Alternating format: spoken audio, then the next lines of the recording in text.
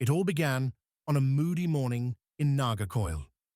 As we, Subash, Shakeel, Swapna, Petchinathan, Shibu, Aaron, Ibrahim, and I mounted our bicycles and hit the open road, a gentle drizzle greeted us. The road wound its way through the countryside, growing greener with every turn.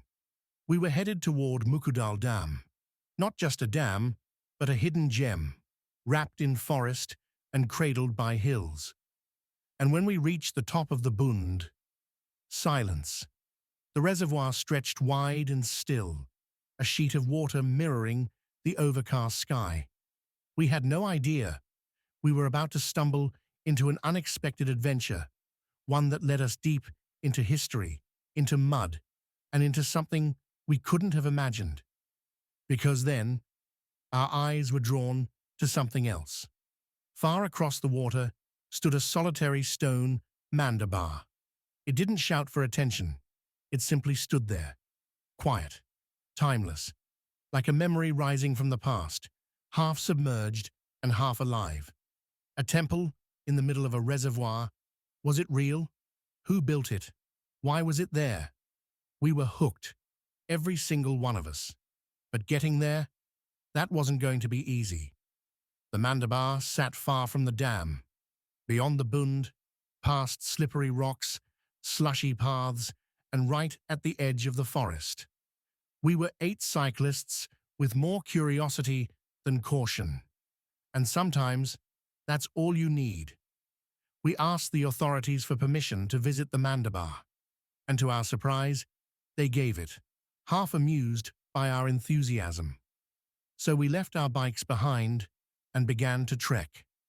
The path was no cakewalk. It was rocky. It was muddy. It was unpredictable. We had to take off our shoes, feel the earth squish beneath our feet.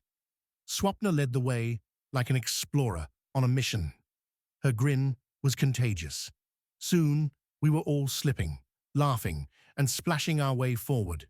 And then, we reached it, a small, square structure, weathered, wise, stone pillars standing strong, holding stories that time had almost forgotten.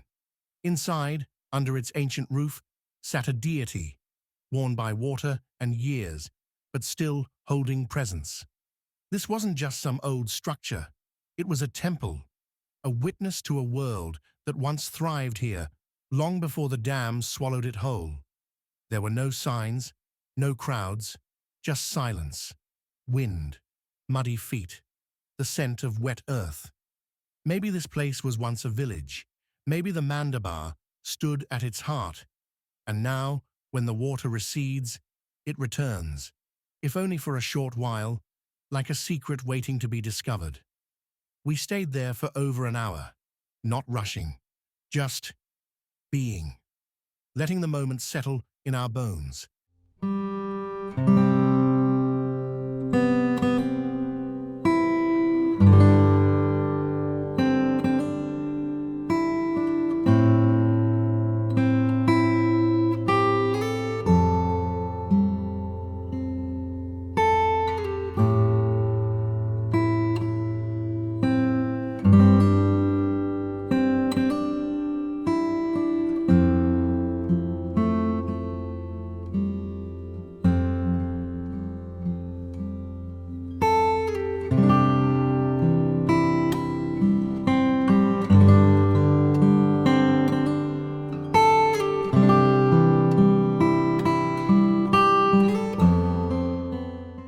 And finally, with hearts full and legs muddy, we turned back.